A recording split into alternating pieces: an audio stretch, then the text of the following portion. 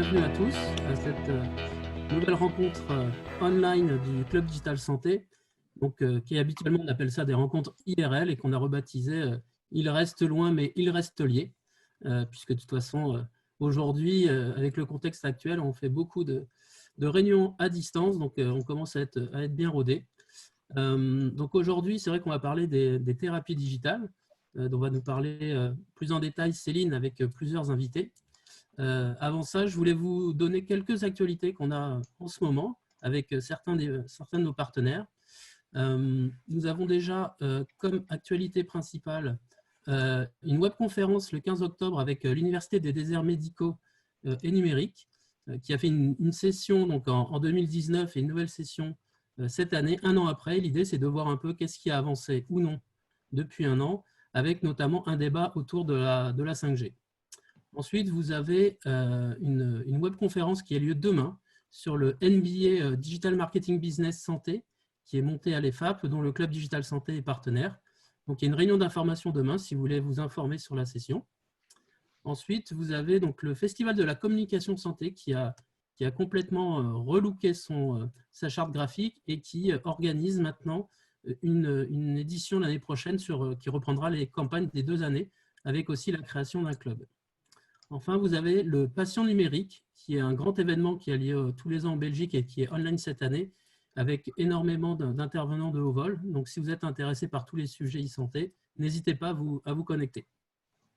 Enfin, pour la 2e année consécutive, on est partenaire donc, du DG Action, qui est un événement lié vraiment aux maladies digestives, à l'innovation dans les maladies digestives. Donc, tout de suite, je vais laisser la main à Céline qui va lancer le sujet des thérapies digitales. Merci Rémi. Laissez-moi juste le temps de partager l'écran. Alors, on est tous là autour du Club Digital Santé. Je pense que tout le monde parle d'e-santé depuis pas mal de temps. DMP, je rappelle, c'est 2004 et ça fait bien longtemps qu'on fait du numérique en santé. Mais en fait, le terme de thérapie numérique, on l'a vu émerger dans les 4-5 dernières années, surtout ces 2 dernières années. Alors, la grande question, finalement, c'est on en parle beaucoup, mais on ne sait pas exactement ce que c'est. Je défile parce que je n'étais pas au bon endroit. Et donc, pour nous aider à définir un peu ce périmètre, on peut se tourner vers l'Alliance des thérapies numériques, Digital Therapeutics Alliance, donc, qui est née en 2017 aux États-Unis, qui a aussi des antennes en Europe.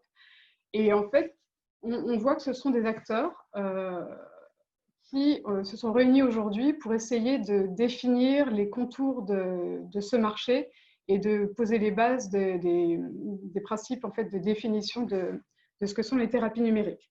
Donc, on voit que dans les membres fondateurs, il peut y avoir des acteurs aussi finalement âgés, on va dire qu'Omada ou Volantis. Volantis, c'est quand même une société qui a été fondée en 2001 et qui donc fait de l'e-santé depuis pas mal de temps. Et si on essaye de voir quels sont les grands principes qui ont été posés par cette société, cette fédération, on voit qu'on en compte essentiellement 5, qui sont les points communs de tout ce qui doit finalement constituer une thérapie numérique. Donc, tout d'abord, le critère de la composante logicielle. Donc, le logiciel doit en fait avoir une part active dans la solution. C'est-à-dire qu'un glucomètre connecté qui ne fait que transmettre des données de glycémie ne relève pas des thérapies numériques. Par contre, tout logiciel qui va avoir un impact sur la prise en charge, c'est-à-dire qui va déterminer la décision thérapeutique, est un des éléments qui entrent dans la définition des thérapies numériques.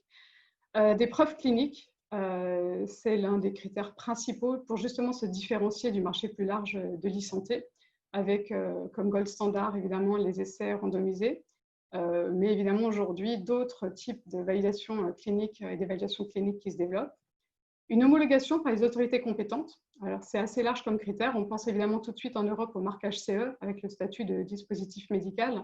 Aux États-Unis, à l'homologation FDA, mais tout ce qui peut relever d'homologation, on va dire un peu plus soft, comme en France, on a eu les soins de bonne pratique de l'HS ou côté NHS en Angleterre, la bibliothèque d'application avec certains critères pour entrer sur cette bibliothèque, peuvent être également des éléments suffisants pour entrer dans la définition. Une intégration réelle dans le parcours de soins et de santé, donc avec un positionnement sur la prévention, le traitement et le suivi. C'est-à-dire qu'on exclut du périmètre des thérapies numériques tout le champ du diagnostic et des outils d'aide aux professionnels de santé pour ne garder que ceux qui s'adressent véritablement aux patients sur ces trois grands champs du parcours patient. Et enfin, les DTX ont plutôt vocation à avoir une prise en charge ou un remboursement alors par des payeurs. Là encore, ça va dépendre du système de santé dans lequel ils sont développés. Aux États-Unis, bien sûr, le marché est beaucoup plus développé sur la partie payeur privé, assurantielle. En France, le système est focalisé, comme vous le savez, pour le remboursement essentiellement sur l'assurance maladie. Voilà. Donc, si on essaie en fait de cartographier ces différents éléments, on voit qu'on va avoir des positionnements possibles plus ou moins stricts sur le marché des DTX. Donc, au cœur du marché, on a véritablement tous les dispositifs les plus aboutis, on va dire, qui sont à la fois dispositifs médicaux prescrits par un professionnel de santé dans le cadre d'un parcours de soins et remboursés par l'assurance maladie. Mais on va voir que finalement, on n'a pas grand-chose qui reste en France si on tient à une définition aussi stricte.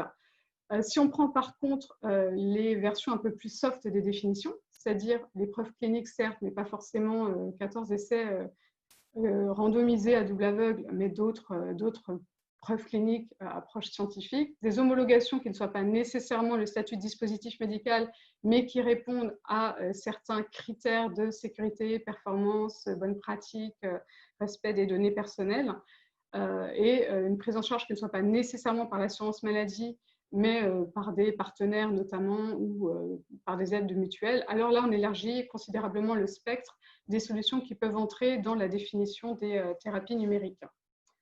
Donc si aujourd'hui on essaye de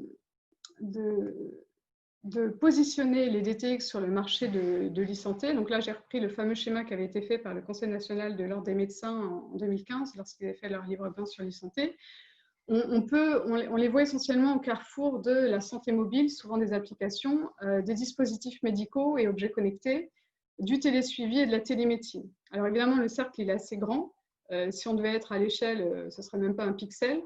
Quand on compare les applications DTX aux 300 ou 350 000 applications M-Santé qui sont sur les stores aujourd'hui, Apple, Google et autres, c'est effectivement une partie infime qui se compte sur les doigts d'une main en France et pas beaucoup plus dans le monde. Un panorama, alors qu'il n'est pas une sélection des meilleures solutions. Hein. J'ai fait le choix de ces solutions parce qu'elles sont assez représentatives des types de thérapies numériques qui se sont développées ces dernières années.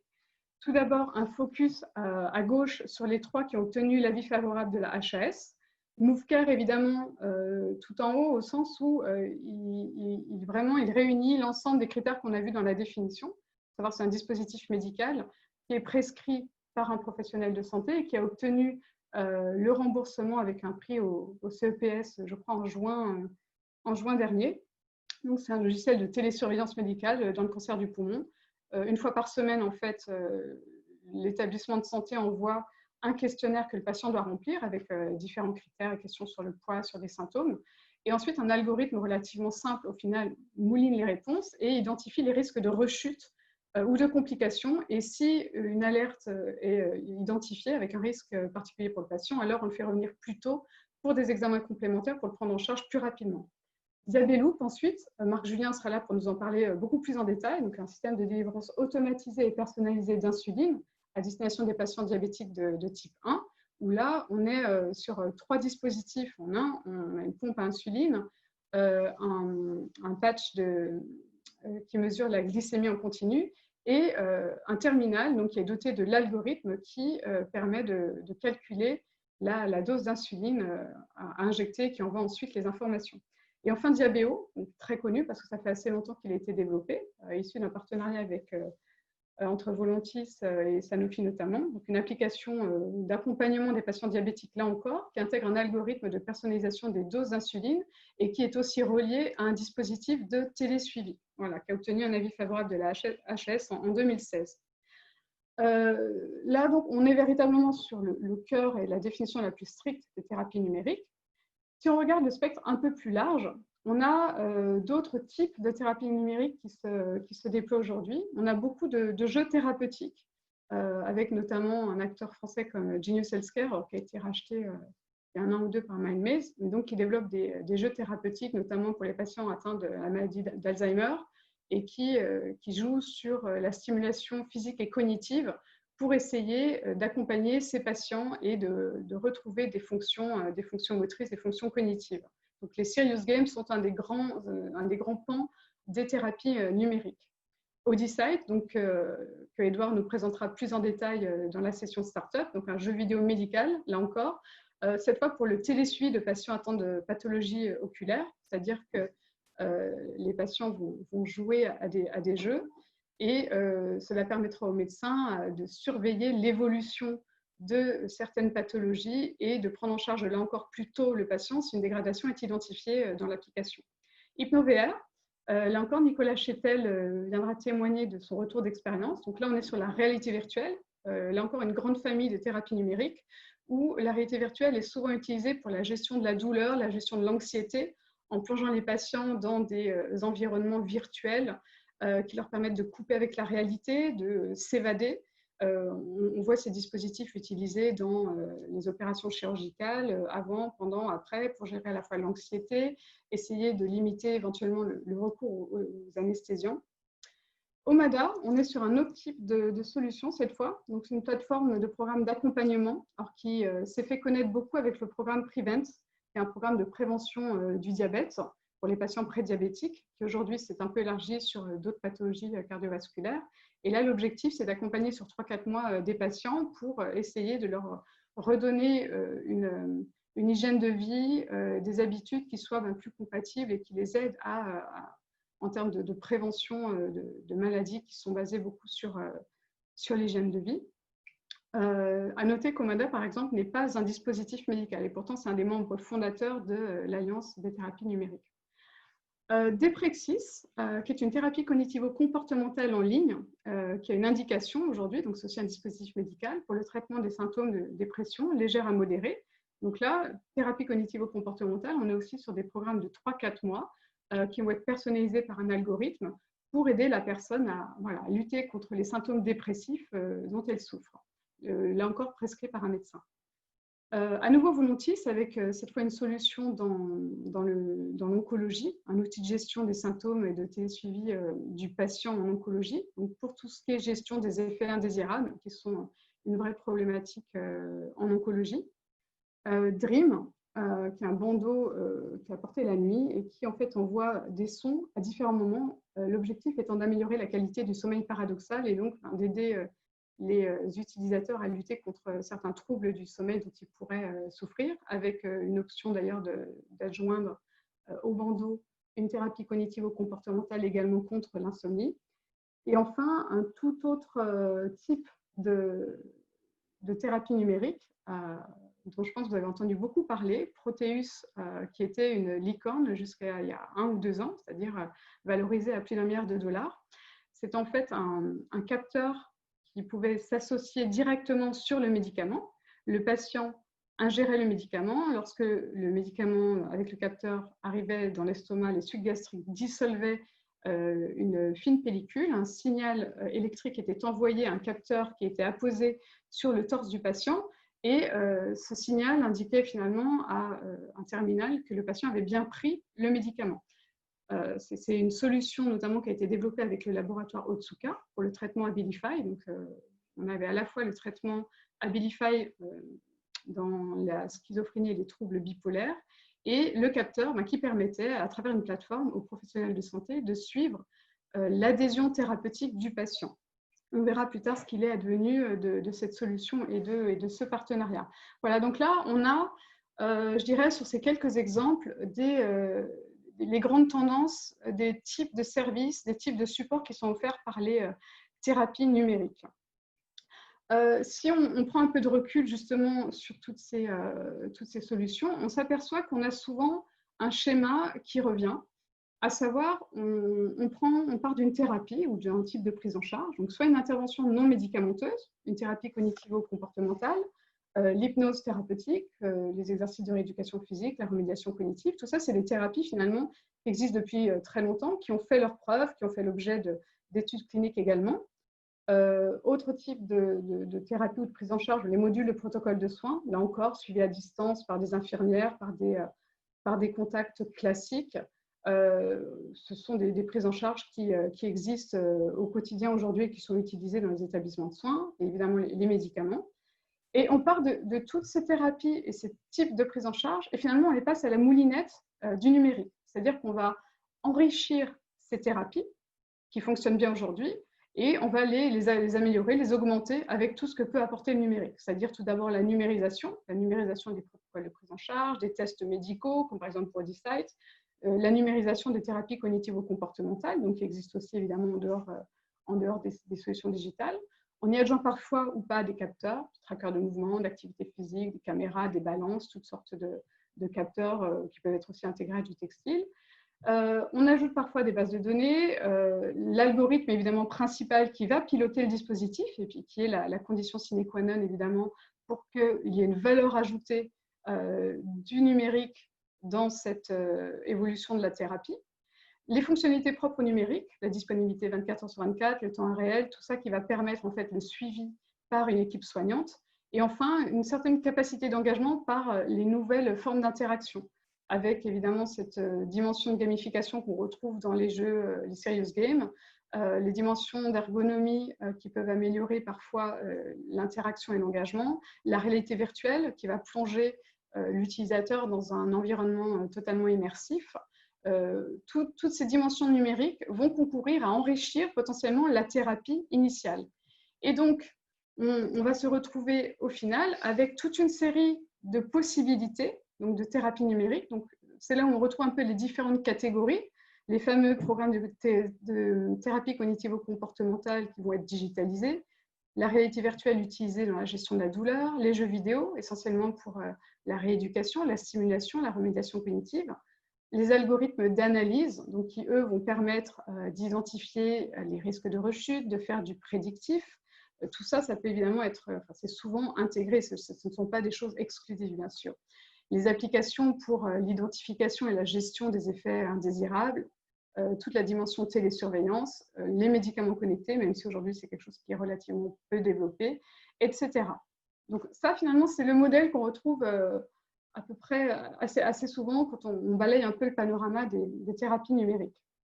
Autre typologie que l'on retrouve souvent, finalement, c'est la dichotomie entre les thérapies numériques qui sont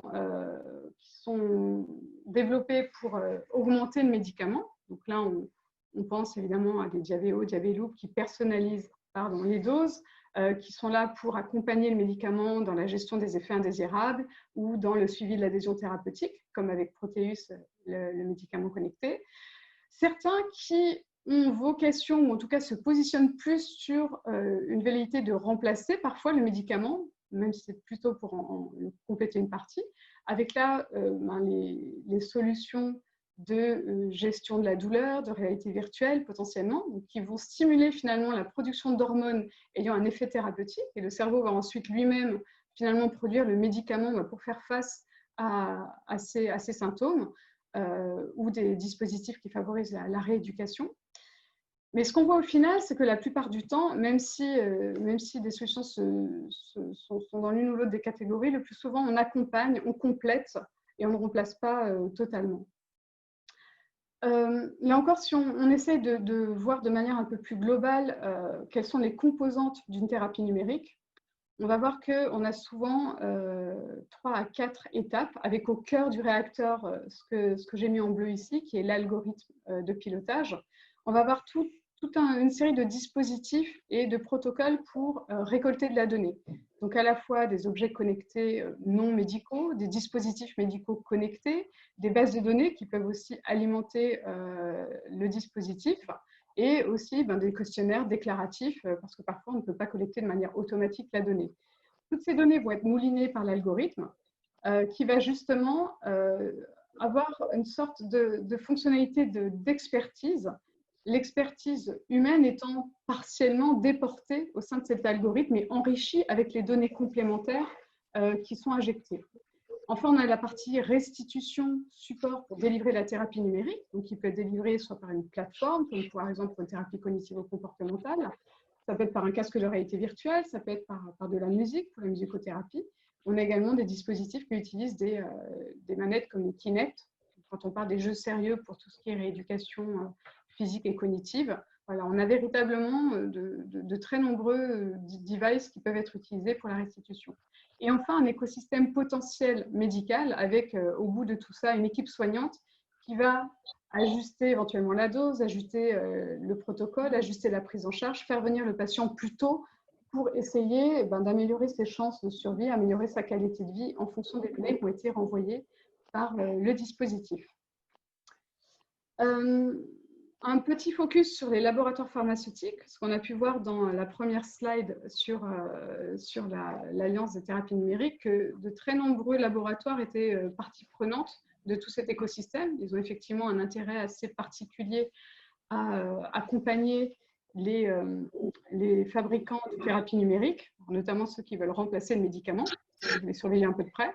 Évidemment, ce n'est pas une slide qui est complète, hein. Ce sont les principaux accords qu'il y a eu. Alors, on voit Voluntis quand même qu'il y a énormément d'accords et qu'on a eu 2 plus récemment avec Bristol Myers Squibb et Novartis en oncologie. Et c'est là d'ailleurs qu'on voit une sorte de shift. On est parti beaucoup au début des dispositifs médicaux connectés, parce que naturellement, c'était là où on pouvait collecter, on va dire, nativement de la donnée, et donc plus facilement constituer des algorithmes et commencer à avoir des véritables impacts sur la prise en charge. Mais plusieurs acteurs sont en train de se réorienter plutôt vers le champ de l'oncologie. Voilà. On était, je dirais, il y a 3-4 ans plutôt sur la santé mentale, le diabète, et aujourd'hui, l'oncologie prend de plus en plus un rôle central dans les dispositifs de thérapie numérique, notamment autour de la gestion des effets indésirables, de l'accompagnement, de la télésurveillance et évidemment des algorithmes d'identification de rechutes et de complications comme on l'a pour MoveCare. J'aurais pu aussi mettre quelques éléments concernant les mutuelles et assureurs, qui sont évidemment les autres industriels partie prenante de l'écosystème, entre autres. On en a un peu plus aux États-Unis ou en Allemagne, le système étant assez différent, ou un acteur comme Gaia. Donc Gaia, c'est le fabricant de DTX qui a notamment produit la plateforme Deprexis, donc la thérapie cognitivo-comportementale, qui a une indication dans la gestion de la dépression. Donc Gaia qui a plusieurs accords avec des caisses régionales pour le remboursement de ces solutions. En France, on a relativement peu d'accords en ce moment. La Matmut, je crois, fait un forfait pour aider l'achat du dispositif DREAM. Et puis, à mentionner aussi, alors en France, notamment Alan, qui est encore un forfait pour la solution de méditation Petit Bambou.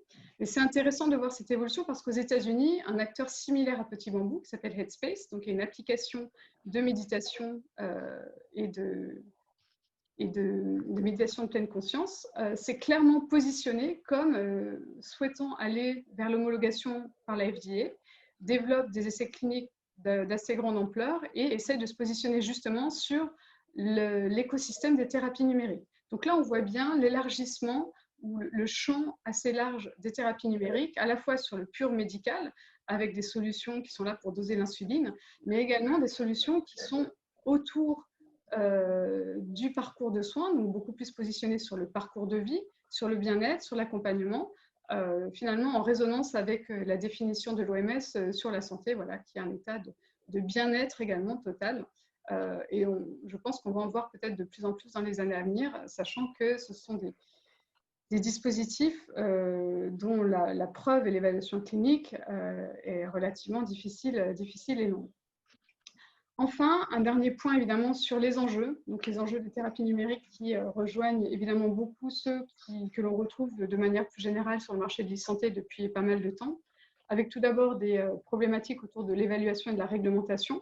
Donc aujourd'hui, comment évalue-t-on un dispositif qui a vocation à s'enrichir, à évoluer, à s'améliorer en continu? Donc c'est toute la question des dispositifs connectés qui embarquent des modules d'IA. Alors la HS a commencé des travaux depuis quelques temps déjà.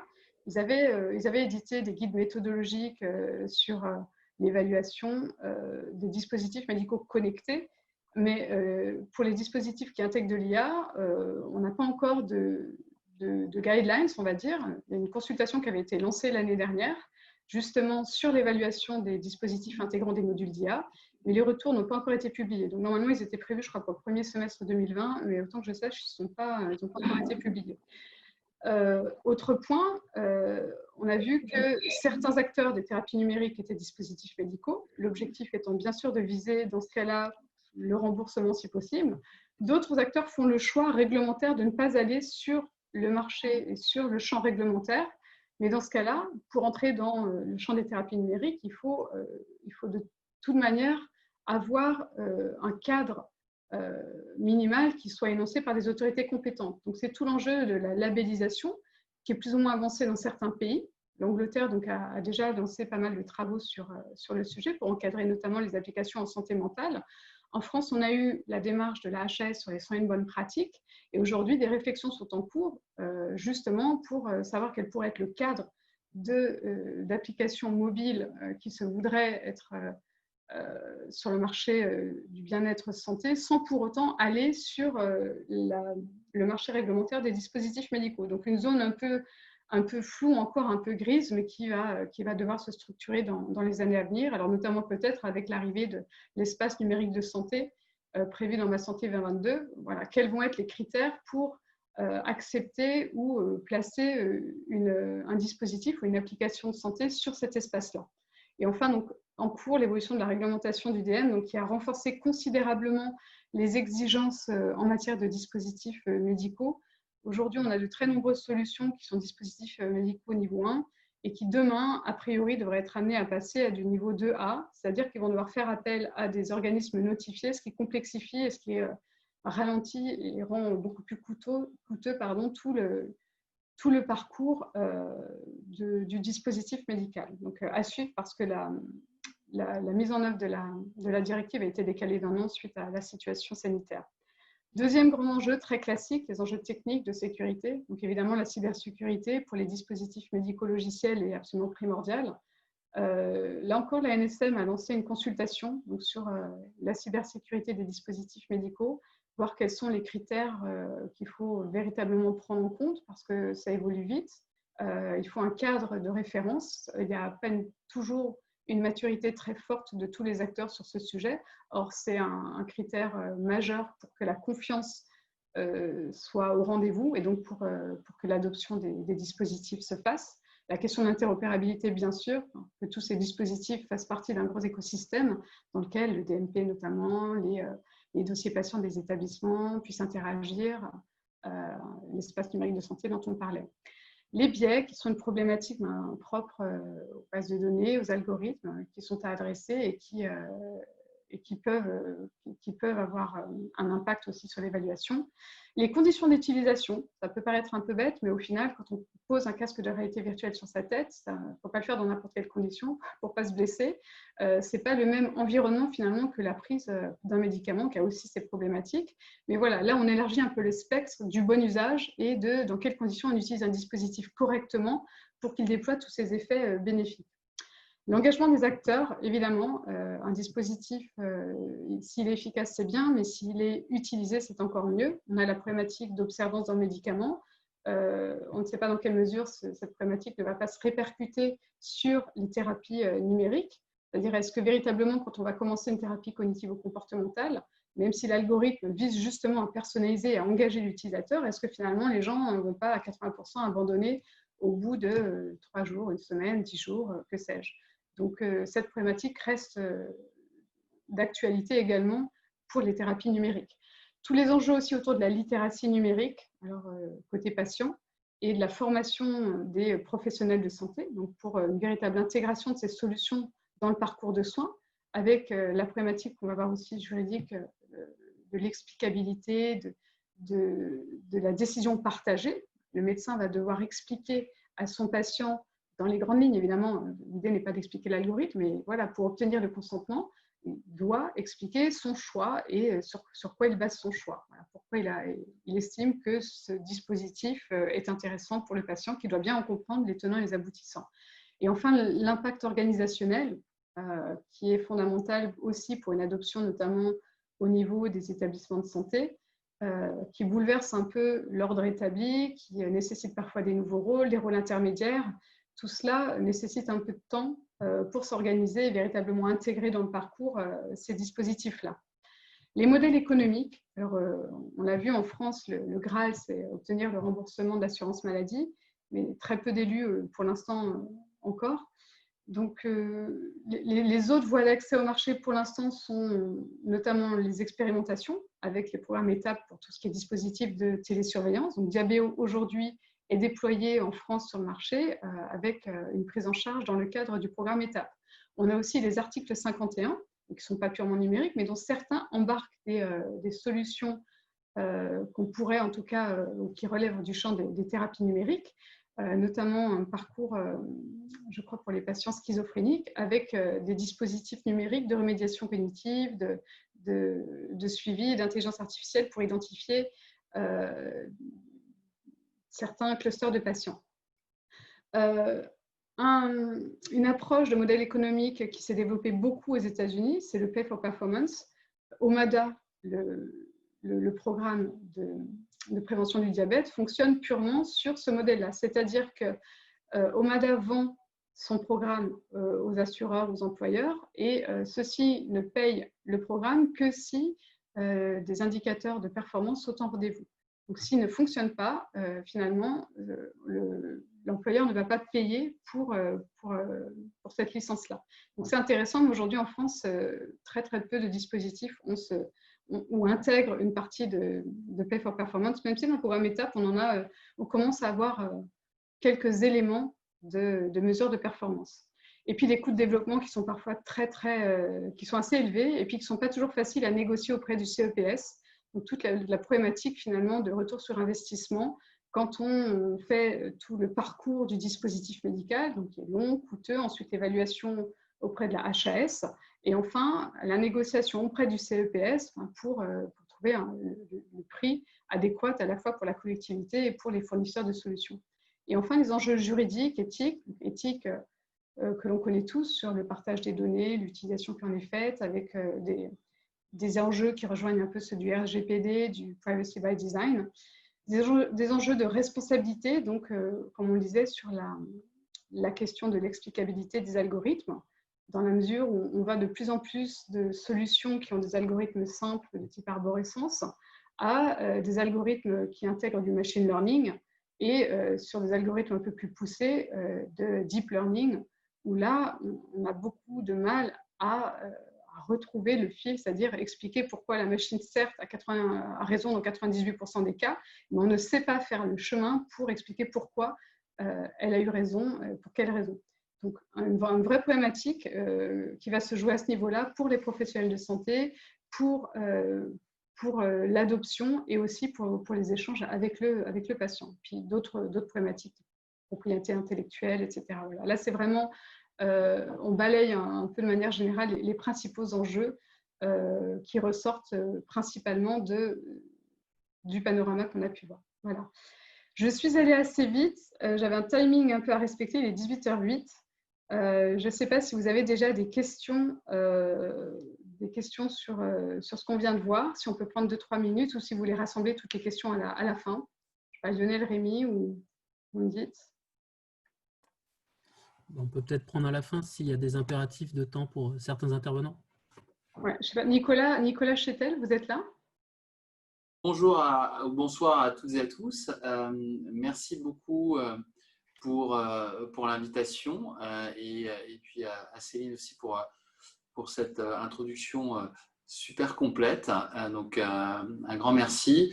Donc, j'ai le plaisir. Donc, moi, je m'appelle Nicolas Chetel. Je suis un des 3 fondateurs d'HypnoVR que je vais avoir le plaisir de vous présenter et qui est véritablement en plein dans le cœur du sujet puisqu'on est une thérapie digitale qui permet précisément de traiter la douleur et l'anxiété à grande échelle avec moins ou pas de médicaments et en utilisant l'hypnose médicale et la réalité virtuelle. Du coup, je propose qu'on rentre dans le vif du sujet. Et je vais essayer de respecter le timing. En fait, le premier élément, c'est comment on en est venu à créer HypnoVR. Et en fait, exactement comme a pu l'évoquer Céline dans son propos introductif, en combinant une pratique qui était assez classique, somme toute, qui était l'utilisation de l'hypnose médicale dans le traitement de la douleur et de l'anxiété au bloc opératoire par mes deux associés, le docteur Graff et le docteur Chauvin, qui sont tous les deux anesthésistes. Et qui, à un jour, se sont dit c'est quand même incroyable, l'hypnose médicale, on sait que ça marche, c'est démontré par plus de 200 études depuis plus de 20 ans, et pourtant, on n'arrive pas à en faire autant que ce qu'on aimerait. Et globalement, le frein à tout ça était assez simple. C'était d'une part un frein lié à la formation de personnel soignant, et un deuxième frein était la disponibilité de ce personnel soignant une fois qu'il était formé.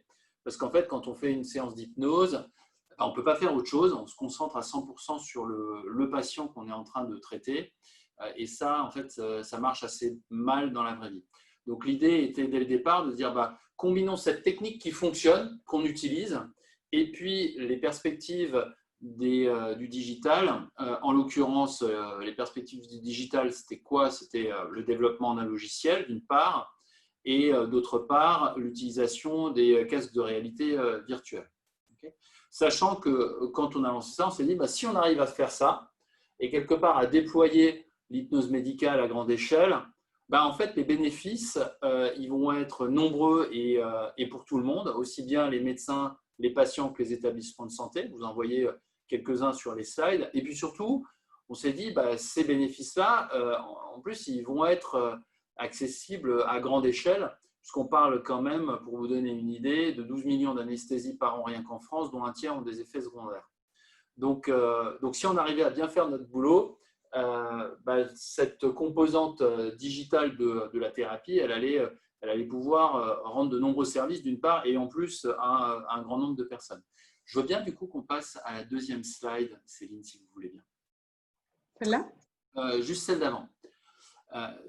Pour faire ça, assez classiquement, on a une équipe qui est très diverse. Aussi bien dans les profils des trois fondateurs, puisque moi je le disais, moi je ne viens pas du tout du monde du digital, du monde de la santé à la base, je suis plutôt quelqu'un qui a passé toute sa carrière dans le monde du digital. À l'inverse, le docteur Graff et le docteur Chauvin, eux, sont tous les deux anesthésistes, et en plus avec des profils assez variés, puisque le docteur Chauvin exerce plutôt dans l'hôpital public et particulièrement en pédiatrie, et le docteur Graff, lui, en clinique privée, avec d'autres contraintes en termes de mode de fonctionnement. L'équipe aussi, elle représente bien finalement cette dualité de la thérapie digitale avec une partie scientifique, voilà, une partie clinique et une partie développement logiciel. Et puis, il ne faut pas oublier quand même une chose, c'est que qu'on ait le remboursement ou pas, il faut convaincre des utilisateurs. Et que être une entreprise de croissance, ça reste être une entreprise, et que par conséquent, il faut des gens qui vendent et qui accompagnent surtout les praticiens qui choisissent d'utiliser la thérapie digitale, et en l'occurrence HypnoVR, pour les accompagner dans les usages, véritablement faire en sorte que ça devienne un outil à part entière dans leur arsenal thérapeutique du quotidien.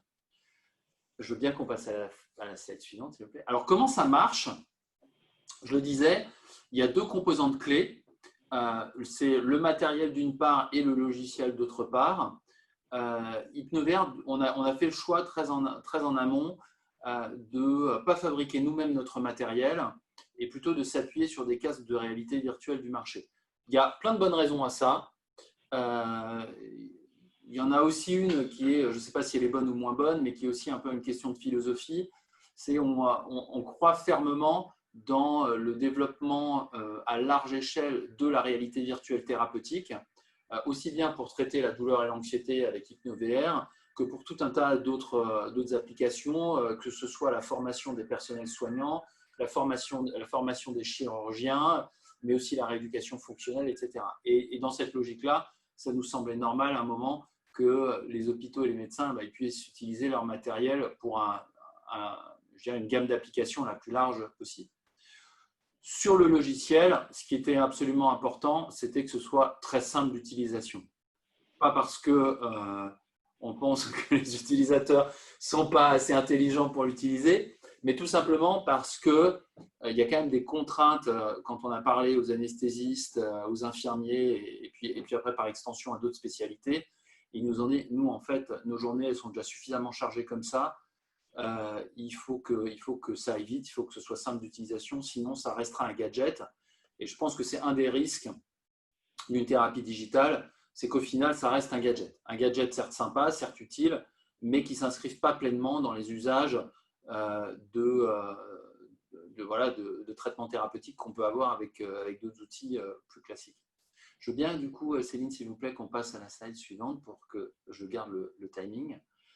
Le principe de l'hypnose médicale, pour ceux qui n'ont pas eu besoin d'y avoir recours pour une procédure douloureuse ou anxiogène, il est assez simple et il est très éloigné, je tiens à le préciser, de ce que vous pouvez voir à la télé ou si vous êtes déjà allé voir des spectacles d'hypnose comme celui de Mesmer.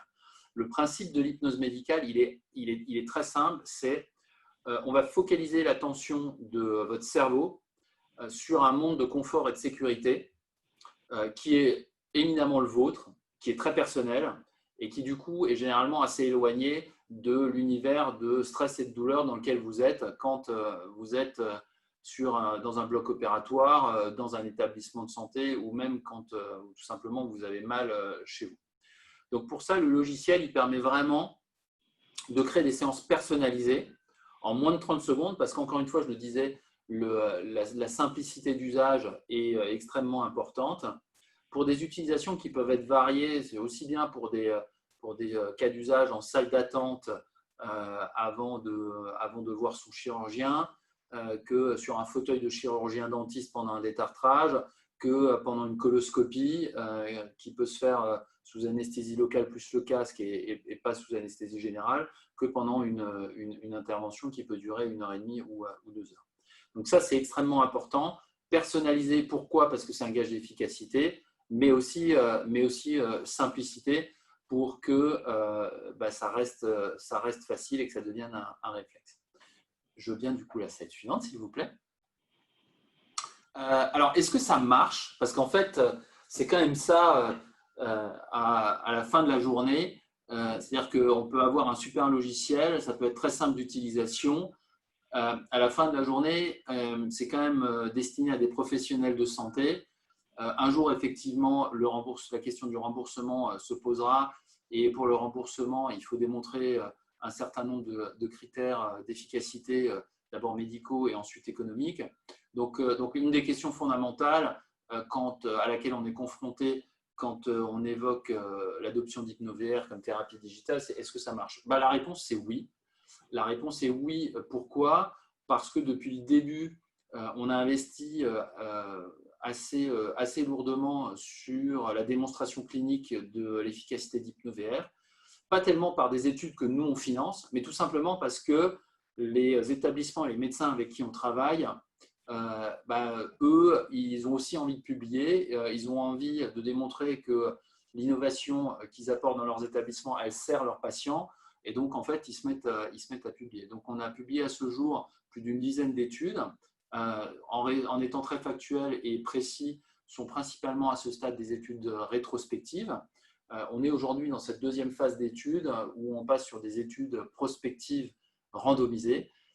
Pour les non-spécialistes, je serais ravi de préciser dans la séance de questions-réponses si besoin.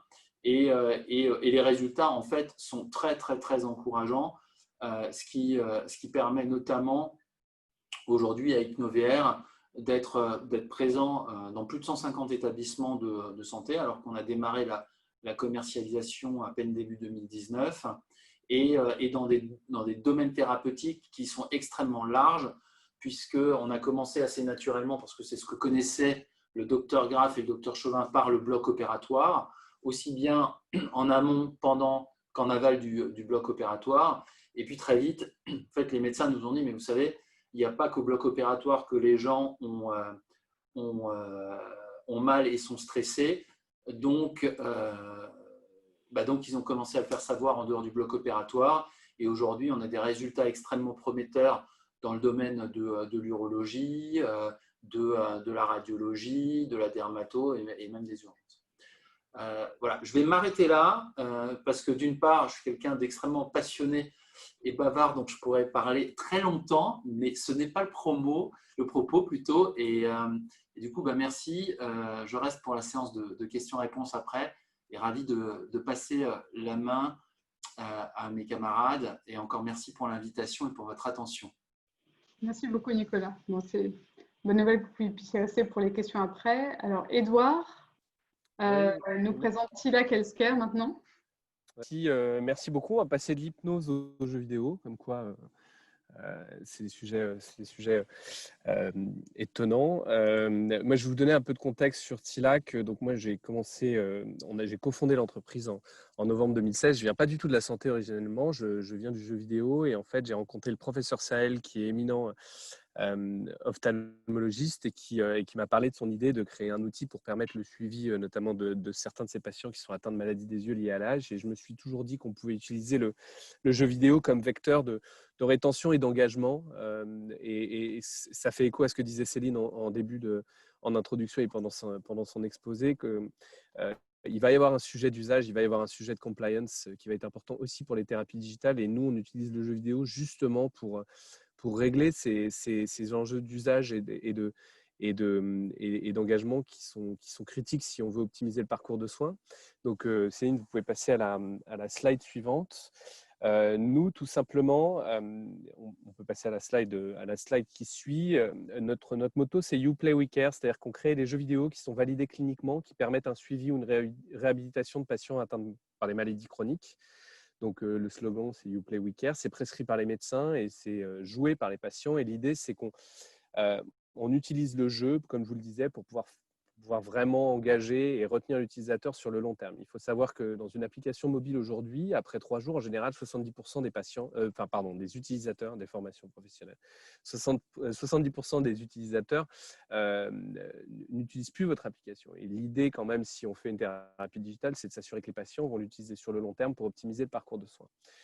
Et le jeu vidéo est un formidable vecteur, parce que quand on regarde les catégories sur les applications mobiles qui fonctionnent le mieux en termes d'engagement et de rétention, les jeux vidéo sont, avec les médias sociaux et peut-être les messageries instantanées, en tout cas la catégorie d'applications mobiles qui fonctionne le mieux. Donc, chez Tilac, on va utiliser ce média-là pour être vecteur d'engagement et de rétention et pouvoir optimiser le parcours de soins sur le long terme. On peut passer après.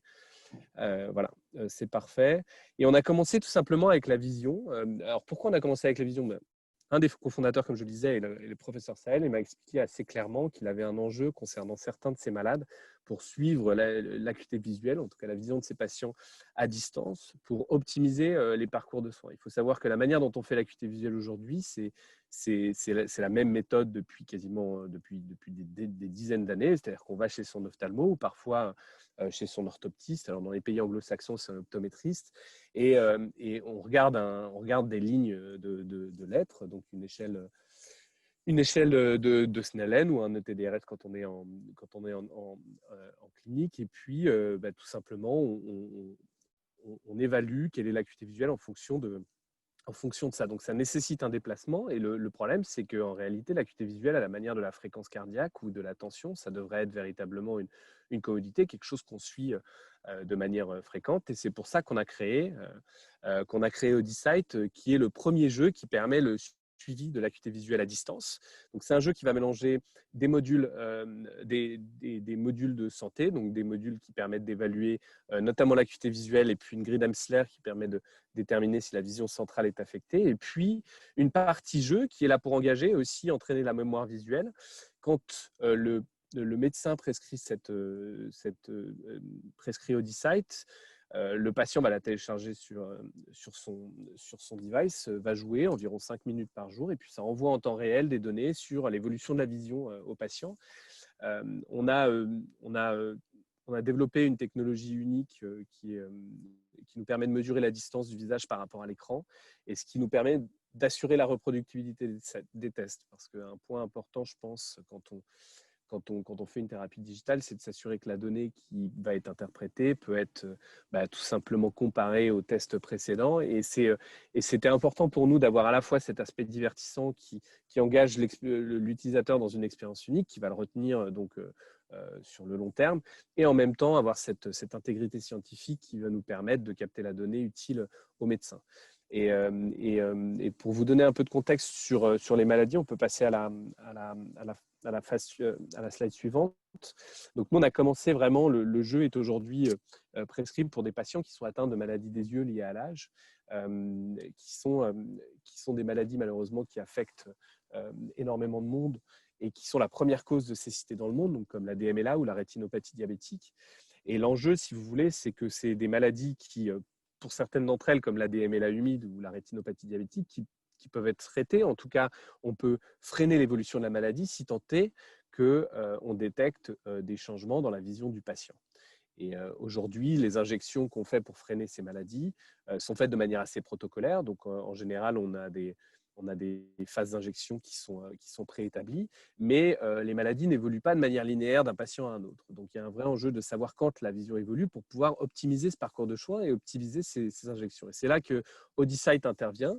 Et on a fait donc un premier essai clinique pour valider. Puis ensuite, on a commencé à faire, une fois qu'on a eu notre marquage CE en septembre 2018, on a fait une première phase de test pilote. Et ce dont on s'est rendu compte, c'est que ODYSIGHT marchait. On a eu à la fois des données très encourageantes au niveau des patients qui étaient engagés, alors que c'est une population, la moyenne d'âge dans notre application, elle est de 70 ans aujourd'hui.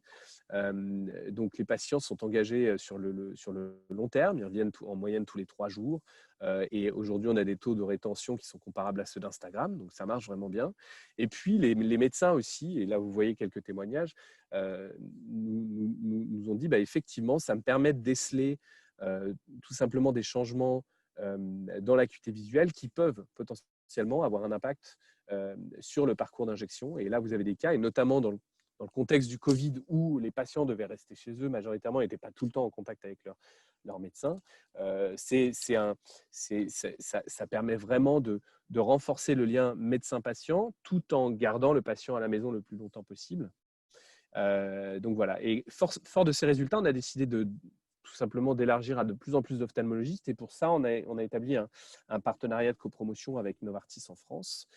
Donc aujourd'hui, c'est Novartis qui distribue le produit auprès des ophtalmos.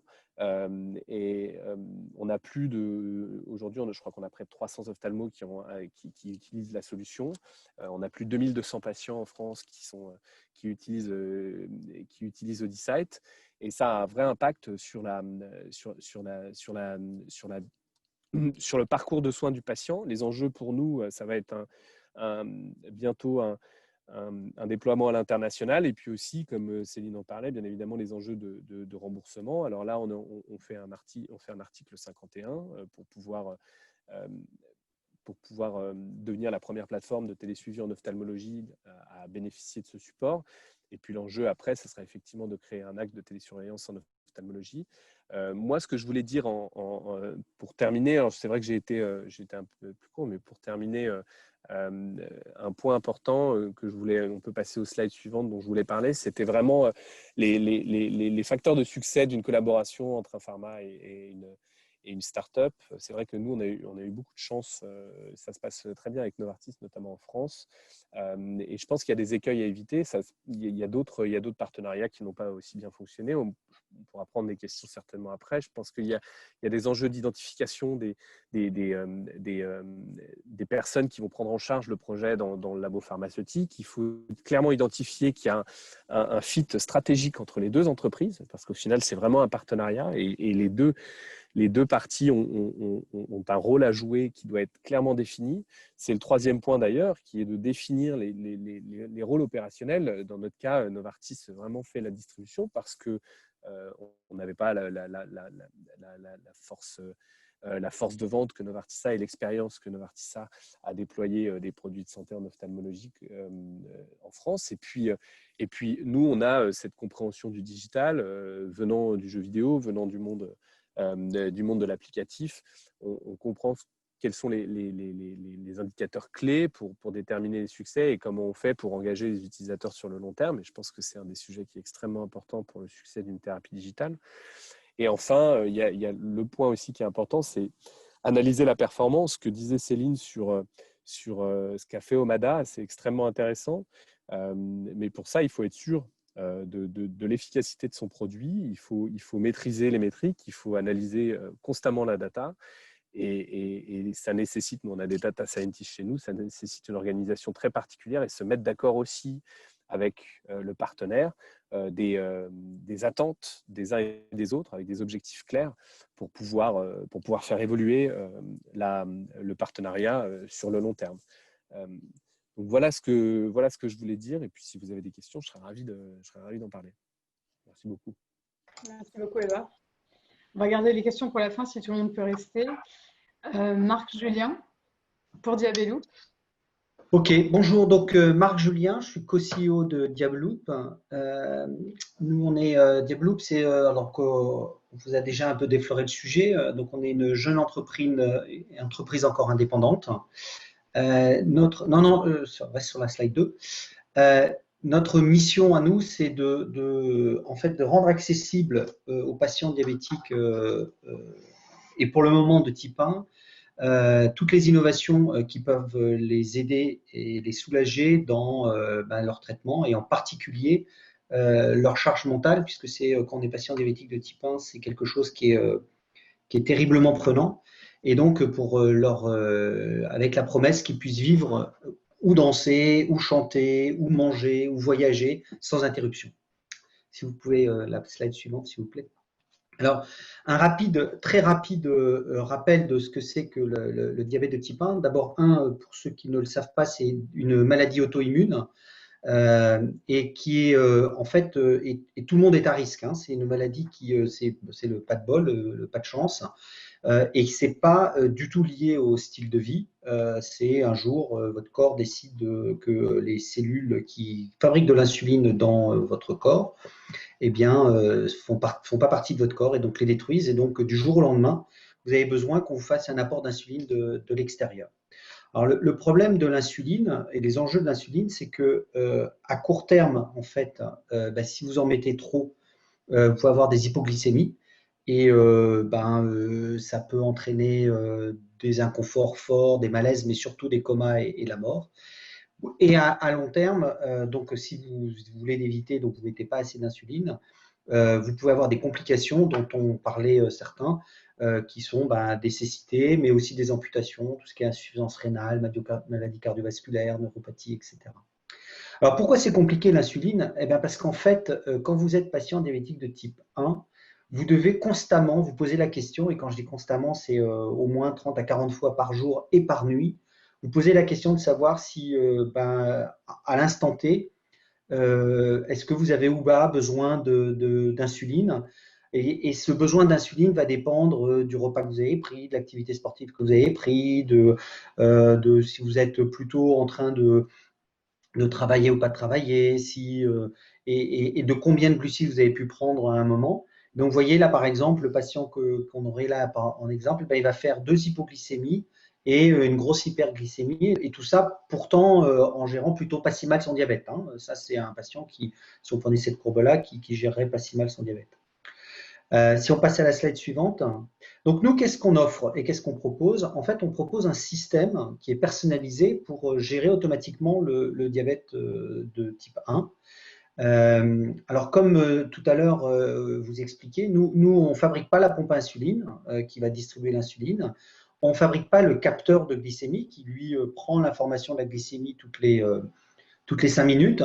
Nous, ce qu'on fabrique, c'est l'algorithme. Donc, c'est l'intelligence artificielle qui est à l'intérieur du terminal que le patient a dans sa main et qui, toutes les 5 minutes, va calculer la quantité d'insuline optimale pour le patient en fonction de paramètres internes et de l'information de la glycémie, et qui va donner automatiquement l'ordre à la pompe à insuline de diffuser cette insuline.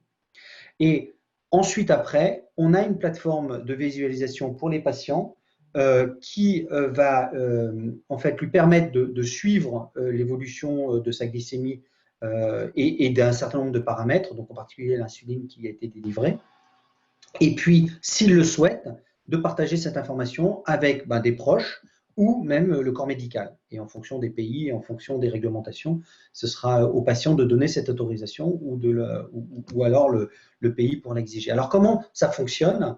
Ça fonctionne en fait à base d'un algorithme très complexe qui est composé de 3 modules principalement. Le premier, c'est un module en fait où on s'assure de la sécurité du patient.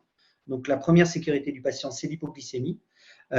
Et donc, on va vérifier que le patient ne risque pas de faire une hypoglycémie. Et si c'était le cas, on couperait l'insuline. Donc, on donnerait l'ordre à la pompe à insuline de ne pas délivrer cette insuline, voire même, on pourrait demander au patient de prendre du sucre pour pouvoir éviter d'avoir cette hypoglycémie. Mais si tout se passe bien, eh bien, alors on passe dans un modèle qui va gérer en fait toute la partie décisionnelle de délivrance de l'insuline et qui est articulé sur 2 modules. Un premier modèle, comme vous le disiez tout à l'heure, Céline, qui est vraiment de l'intelligence artificielle et qui va prendre une décision à partir de modèles physiologiques et qui va optimiser la quantité d'insuline que le patient doit prendre. Et comme vous l'indiquiez, ce modèle peut se tromper ou parce que les paramètres et parce que le moment où il doit prendre la décision, c'est une situation très compliquée. À ce moment-là, on a un petit modèle qui s'appelle le superviseur qui va tester ce que propose l'algorithme et qui est d'ailleurs breveté et qui va s'assurer à tout instant que la réponse que va donner le modèle physiologique est adaptée à la situation du patient. Et si ça ne l'était pas, à ce moment-là, il y a un système expert qui est plus basé sur un arbre de décision très sophistiqué. Il va prendre, lui, la main. Et donc ça, c'est toute la partie gestion au court terme de la délivrance de l'insuline. Puis il y a un dernier module qui, lui, va analyser toujours in situ dans le terminal du patient, qui va analyser en fait les datas historiques du patient, qui va faire du data analytics et qui va optimiser et ajuster les paramètres du patient pour que le modèle puisse se coller parfaitement à la physiologie et à l'expérience de vie du patient et s'assurer que le système fonctionne bien pour ce patient-là. Parce que ce qu'on sait, c'est que dans le diabète, les choses doivent être très personnalisées pour être optimisées. Si vous voulez, c'est la slide suivante. Donc évidemment, ce système a été conçu avec les patients depuis le début. Donc depuis le début et les médecins. Depuis le début, on interroge les patients sur de quoi ils ont besoin, comment est-ce qu'ils voient le système, quels sont les paramètres qu'ils souhaiteraient ajuster et comment est-ce qu'ils souhaiteraient interagir avec leur système. Et puis, évidemment, tout ça a été testé, a été démontré à travers des essais cliniques et même un prélancement commercial qui a été fait auprès de 35 patients qui ont vécu avec le système comme si c'était un système qu'ils utilisaient en commercial, puisque nous n'avons pas encore le remboursement. Si vous voulez changer le… Alors, qui est Diabeloop et d'où on vient? Donc, en 2015, Diabeloop a été créé par Eric Huneker et Guillaume Charpentier, Eric Huneker étant la personne technique et technologique et Guillaume Charpentier, le médecin, en partenariat en fait avec le CEA-Leti et le CERIT. Et puis 2015, on a fait un certain nombre de levées de fonds et on a eu notre marquage CE en 2018. On a commencé à faire les premières étapes de remboursement en France et en Allemagne avec en France une ASA 3 qui nous a été délivrée et on est le premier en fait intelligence artificielle thérapeutique qui a eu une ASA donc en janvier-février 2020. Et on est en discussion en ce moment évidemment avec le CEPS pour la prise en charge de notre solution. Et ce qu'on est aussi en train de faire en Allemagne auprès d'un certain nombre d'assurances privées et du GBA. Si vous voulez.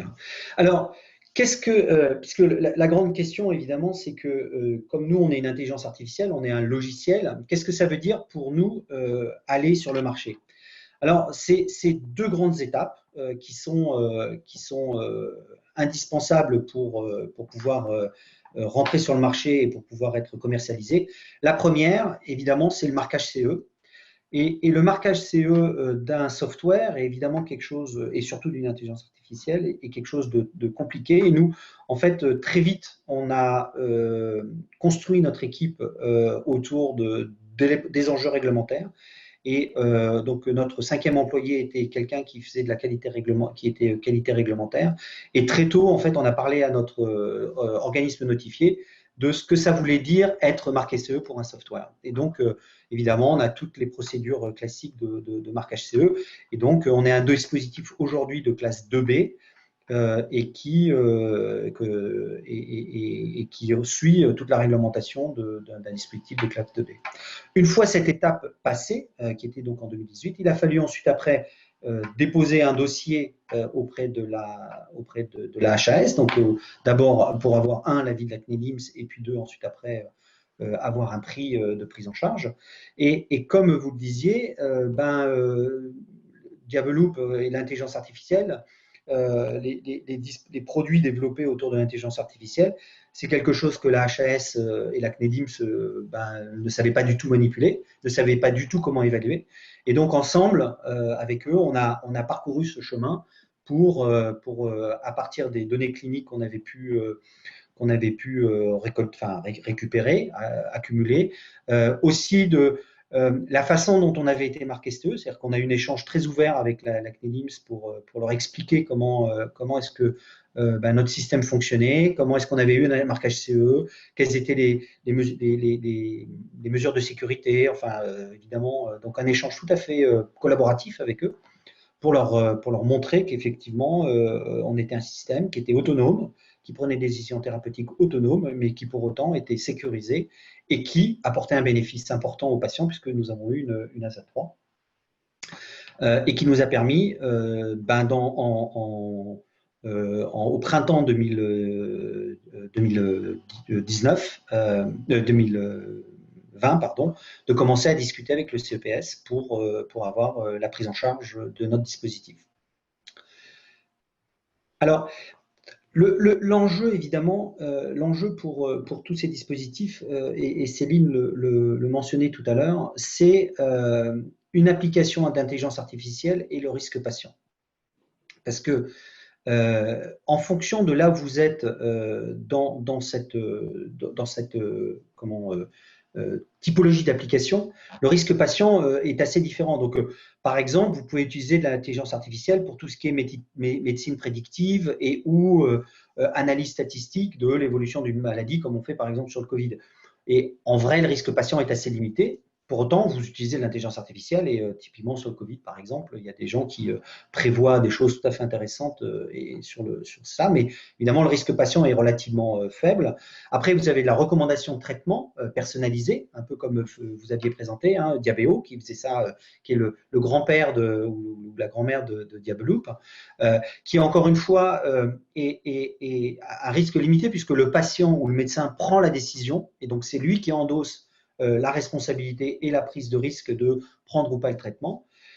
Ensuite, après, vous avez des aides à la décision ou d'aide au geste chirurgical, donc à la fois que ce soit dans le diagnostic ou dans la thérapie. Donc, on pense par exemple à tout ce qui est l'oncologie, vous avez mentionné, mais aussi tout ce qui est robotique, où il y a de l'intelligence artificielle dedans, où là, on commence à avoir un partage du risque entre le système qui quand même emmène assez loin le médecin, mais le médecin qui a toujours le contrôle. Et puis notre système qui est en fait une décision complètement automatique, sans intervention du médecin, sans intervention du patient, et où la boucle est quasi fermée, et où en fait c'est ce qui permet de délivrer la promesse qu'on fait à nos patients, qui est de pouvoir vivre sans avoir à se préoccuper de se traiter. Et voilà. Et donc, évidemment, ces solutions, et la solution que nous, on a développée aujourd'hui autour du diabète de type 1, qui, évidemment, on développera autour d'un autre diabète, aura des applications dans d'autres pathologies, on en est certain. Et c'est des questions sur lesquelles il faudra se poser, comme vous disiez en introduction, au niveau de la réglementation, parce que ce sont des systèmes très évolutifs et la réglementation ne sait pas bien s'adapter à ce sujet-là. Et deuxièmement, pour le remboursement aussi, parce que c'est des systèmes qui, en termes d'évaluation, c'est assez compliqué. Pour nous, Diabeloop, c'est quoi le futur? En fait, c'est le déploiement commercial en Europe, évidemment tout ce qui est amélioration de notre système. On va aller se projeter aux États-Unis, donc un agrément FDA, sachant qu'on a un certain nombre de concurrents aux États-Unis qui ont ouvert le chemin, donc de ce côté-là, ça devrait être un peu plus facile. D'autres dispositifs autour du diabète qu'on est en train de regarder, qu'on est en train d'explorer. Et puis, une solution qui va suivre en fait la première solution, qui est une solution pour des patients avec une pathologie très compliquée à contrôler, et pour lequel en fait on a pu démontrer que notre système pouvait apporter un service pour ces patients qui étaient en difficulté grande thérapeutique, de pouvoir les accompagner. Et donc, on va probablement avancer aussi sur ce produit-là dans un avenir assez proche. Donc, voilà les prochaines étapes pour Diabeloop. Je vous remercie beaucoup. Et sur la dernière slide, vous avez toutes nos coordonnées. Et donc, si vous avez des questions ou autres, on sera enchanté de pouvoir répondre à vos questions. Merci infiniment, Marc. Merci à vous trois, en tout cas, c'était passionnant. On a 10 petites minutes encore. Si des gens ont des questions, normalement, ils les ont envoyées directement sur le chat. Alors, je ne sais pas, Rémi, Lionel, Delphine. Il y en a quelques-unes. Déjà, il y en a une qui est assez générique pour tout le monde. C'était déjà, est-ce que vous avez des retours en fait, des professionnels de santé par rapport à cette émergence des thérapies digitales? Comment ils voient ça, en fait? Comment ils voient cette arrivée-là? Nous, du côté de Diabeloop, on a développé cette solution avec les professionnels de santé, et les feedbacks qu'on reçoit aujourd'hui sont plus que positifs, et voire même ils nous poussent et nous encouragent à pousser cette solution qui, comme vous l'avez compris, a à la fois une solution technologique pour le patient, mais aussi une capacité de faciliter le suivi des patients via de la télémédecine qui est au cœur de la solution. Donc, ils sont très, très, très intéressés. Et le système, en fait, cette dualité a été évidemment testée lors des essais cliniques et aussi des situations en vraie vie. Et l'apport est incommensurable. Donc, ils attendent avec impatience en fait qu'on puisse déployer la solution. Et de ton côté, Edouard, c'est la même chose au niveau des ophtalmologues? Oui, alors c'est exactement ça. Je pense que passer la peur du digital va nous remplacer, qui est faux, puisque ça augmente ni plus ni moins que les capacités du médecin, et ça, ils s'en rendent compte assez rapidement. Nous, on a tout de suite eu, effectivement, ça fonctionne, c'est très bien. Après, maintenant qu'on a un peu plus de 300 rétinologues et qu'on développe avec de plus en plus de monde, les enjeux, ils sont plus sur l'insertion dans la routine des médecins qui travaillent d'une certaine manière depuis pas mal de temps. Et donc, il y a beaucoup d'éducation à faire aussi d'un point de vue organisationnel. Et je pense que ça, on peut pas il faut clairement le quantifier et l'assimiler, parce que ça prend du temps. C'est-à-dire qu'on ne va pas lancer une application de santé comme ça et puis ça va être prescrit par tous les médecins, et ça nécessite quand même de l'éducation, souvent du personnel médical qui est autour du médecin, parce qu'eux aussi vont aider à l'éducation du patient, surtout dans le cas des personnes âgées de notre côté, pour leur faire comprendre ce qu'on va leur demander et puis comment on s'insère dans la routine de manière générale. Mais oui, ça a été, je suis d'accord avec Marc sur les bienfaits du digital, ils s'en rendent bien compte. Et de votre côté, Nicolas, vous avez le même ressenti? Oui, alors pour le coup, je pense que nous c'est assez drôle, parce que clairement, il faut se dire les choses. Il y a certains qui vont être réfractaires pour X ou Y raison. Parce qu'en fait, ils trouvent ça plus simple de faire comme ils ont toujours fait, et que finalement, ça leur va très bien comme ça. La bonne nouvelle, c'est que globalement, ils sont quand même pas non plus la majorité, y compris chez les hypnopraticiens. Donc ça, c'est vraiment la bonne nouvelle. Et je pense qu'il y a aussi un autre élément qui est que nous, on voit de plus en plus. C'est à partir du moment, pour revenir sur ce qu'on disait tout à l'heure, il y a un vrai effet réseau qui est à partir du moment où il commence à y avoir une certaine masse critique de gens qui l'utilisent. En fait, on n'a pas envie de passer pour le gars qui n'a pas pris le train en marche au bon moment. Et il y a un deuxième élément que nous, on voit aussi, c'est le rôle important des patients. C'est-à-dire que nous, on commence à avoir des patients qui nous appellent et qui nous disent « mais en fait, je dois aller faire une coloscopie, j'ai envie d'utiliser votre dispositif, donnez-moi des noms d'anesthésistes qui l'utilisent près de chez moi. » Et donc, je pense qu'on est aussi dans un rôle où le digital, c'est vrai pour les praticiens, mais c'est aussi vrai pour les patients qui n'ont pas attendu la sainte parole de leurs professionnels de santé, qui s'informent par eux-mêmes. Ça ne veut pas dire qu'ils pensent qu'ils ont raison, mais en tout cas, ils challengent, ils posent des questions. Et donc, ça aussi, c'est un vecteur d'adoption.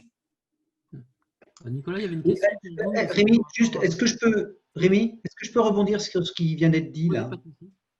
Oui, alors je pense que c'est très important en fait ce qui vient d'être dit, c'est que en fait avec les thérapeutiques digitales, les patients sont beaucoup plus ont beaucoup plus leur traitement en main et ils sont beaucoup plus moteurs dans le fait d'être traités avec des solutions innovantes. Et je vois qu'il y a une question à propos d'OpenAPS et je vais y répondre parce que c'est un point important. En fait, ce qui se passe, c'est que les patients n'attendent pas les médecins, mais n'attendent pas non plus la réglementation pour adopter des nouvelles technologies. Et typiquement, nous, par exemple, dans le diabète, on a une solution qui s'appelle OpenAPS, qui est une solution avec qui on connaît bien donc Denise et avec qui on travaille d'ailleurs, enfin, on échange régulièrement, qui est une solution qui est open source, non régulée, qui n'est pas marquée CE, pas marquée FDA. Et les patients aujourd'hui l'utilisent parce qu'ils n'en peuvent plus d'attendre que la réglementation et que les autorités publiques donnent le go pour prendre en charge ce genre de solution. Et donc, les patients sont de plus en plus moteurs dans la diffusion de ce genre de solutions. Et donc, il faut s'attendre à ce que si la réglementation et la prise en charge ne va pas suffisamment assez vite, eh bien, comme pour Uber, comme pour Airbnb, comme pour d'autres applications qui ont été, d'autres métiers qui ont été, je dirais, dépassés par des nouvelles solutions, eh bien, les dispositifs médicaux pourraient l'être aussi. Et donc, voilà, je voulais juste faire ce petit point et profiter Du coup, Nicolas, il y a une question sur les usages en santé mentale pour HypnoVR.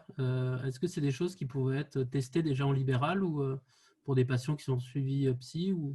Oui, alors j'étais en train de répondre, mais autant le faire oralement.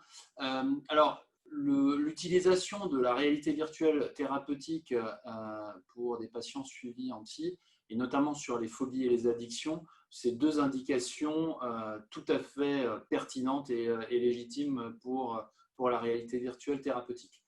Ça, c'est le premier élément de réponse. Deuxième élément de réponse, c'est est-ce que HypnoVR est accessible aux professionnels de santé libéraux? Tout à fait.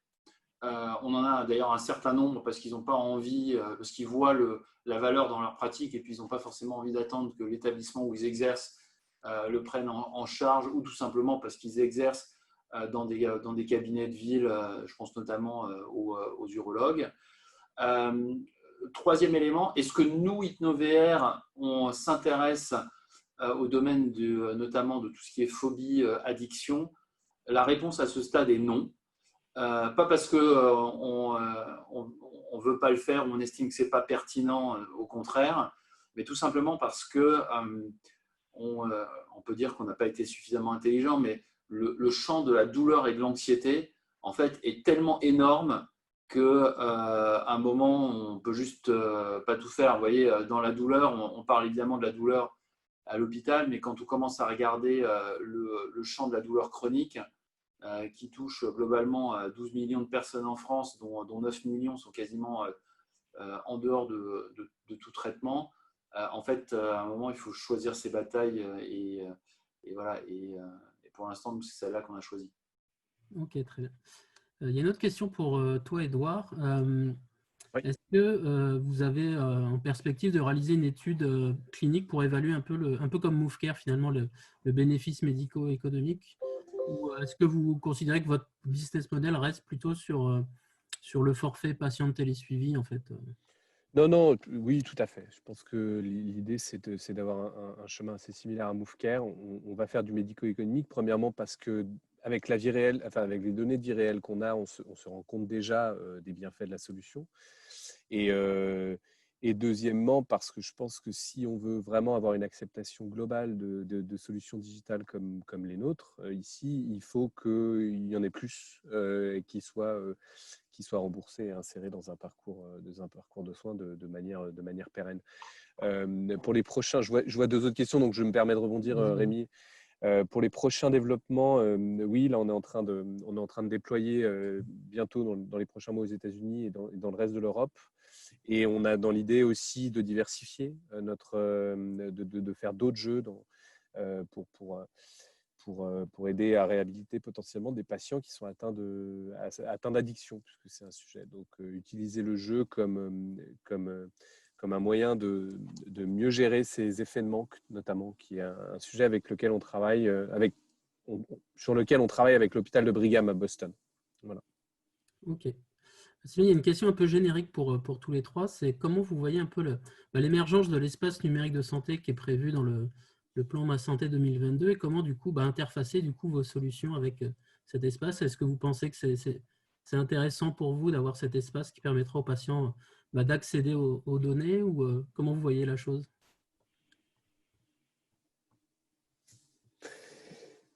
Alors, qui veut se lancer, hein? En fait, c'est ça la question. Je vais rappeler, je pense qu'il y a des sujets d'interopérabilité de manière générale, on pourrait en parler des heures et des heures, ça ferait quasiment ça ferait une autre conférence à mon avis pour le Club Digital Santé. Moi je trouve que c'est très bien, je pense que de manière générale le gouvernement doit être acteur pour faciliter l'émergence de solutions de santé comme les nôtres. Ça passe par l'espace numérique de santé, je pense qu'il y a aussi énormément à faire en termes d'éducation.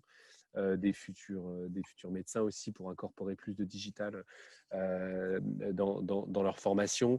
Il y a l'interopérabilité, notamment les interconnexions. Nous, on le voit beaucoup aujourd'hui, on a une solution qui est en SaaS pour permettre de suivre les données. On essaie de travailler beaucoup avec les logiciels métiers, mais c'est très fragmenté. De manière générale, tout ce qui amène une convergence et qui va permettre à terme de faire d'interconnecter des dispositifs, je pense que c'est très bien pour le patient et il faut absolument que le gouvernement soit moteur. Maintenant, si vous me demandez la faisabilité à court terme de ça, on l'a vu avec le DNP, hein, voilà. Mais en tout cas, c'est bien évidemment quelque chose qu'il faut explorer.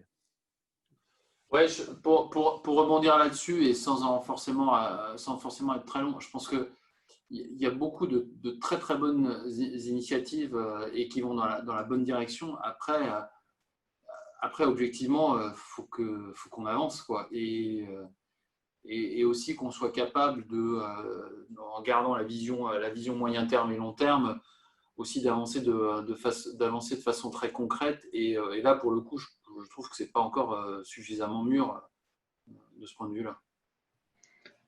Ouais, alors moi, Nicolas, je suis assez en phase. Moi, je trouve que avant de faire on a tendance en France à faire des big bang. Je trouve que la stratégie des petits pas qu'on démontre et on démontre que ça fonctionne, j'ai tendance à préférer, à privilégier ça.